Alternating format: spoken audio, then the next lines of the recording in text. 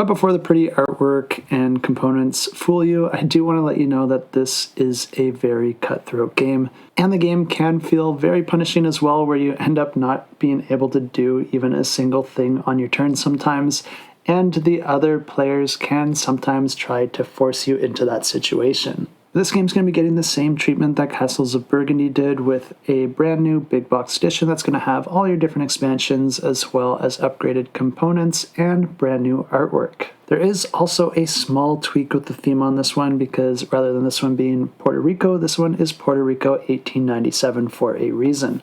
The reason for that is that this is a specific year where slavery was abolished, but then it's also before the American colonists arrived. So this is a specific instance in time where Puerto Rico had its own independence. The reason they did this is because the original game did have a very contentious theme.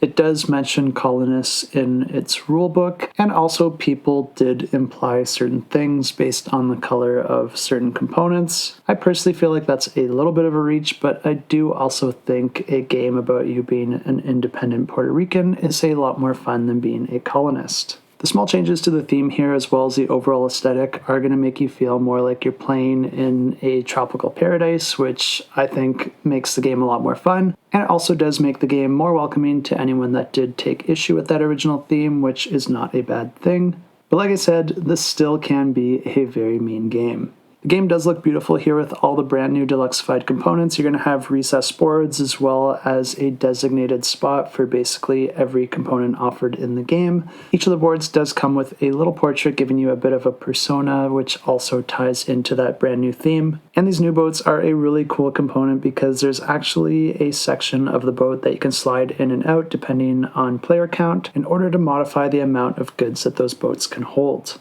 On the topic of those goods, there's also deluxeified components for all of those, which are very detailed and look really cool. There's also going to be miniatures offered for all the different workers as well as the different buildings, but from what I can tell from this campaign page, these are an additional add-on, which I am a big fan of because not everyone wants to dive in on all the different miniatures. I tend to only get the miniatures if they don't also make the game more fiddly, which I think the buildings probably will, but the workers probably won't, so I'm sure they're fine. But I'm going to hold off from being too opinionated until more info is provided on the campaign, and if you are watching this video a bit later, I will have a link to that down below. The way that I think these buildings will work based on the info that I have so far is that you're still going to be using these tiles whether or not you have the miniatures add-on, and the reason for that is because there are multiples of the same buildings offered in this game, and they're going to be out on the buildings board, and you keep track of how many buildings are left based on whether or not there are tiles there.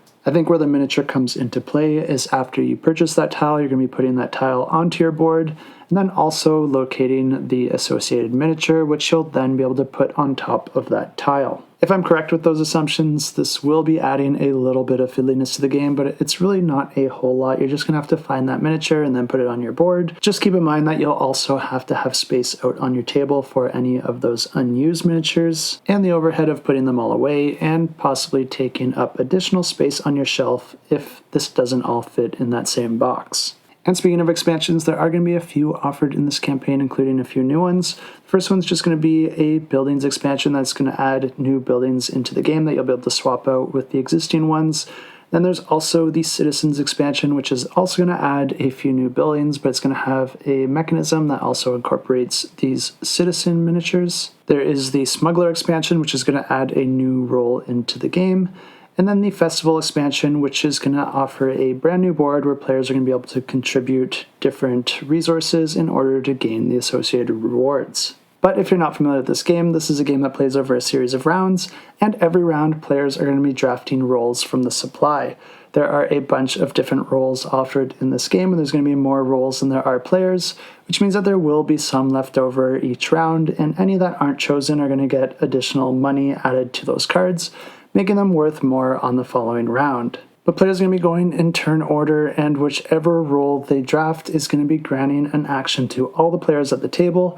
The only difference is if you drafted the role, you're also going to get an additional bonus. This will make your action just a little bit better than all the other players for that specific action. You're going to be using these actions in order to buy buildings, which will grant you victory points and special abilities, or the actions could gain you money or plantations, which help you produce various goods, or the rules action could grant you workers, which you need to assign to buildings or plantations in order to activate them. Or there are also roles that allow you to sell goods to either the bank or to the ships, which each work a little bit differently.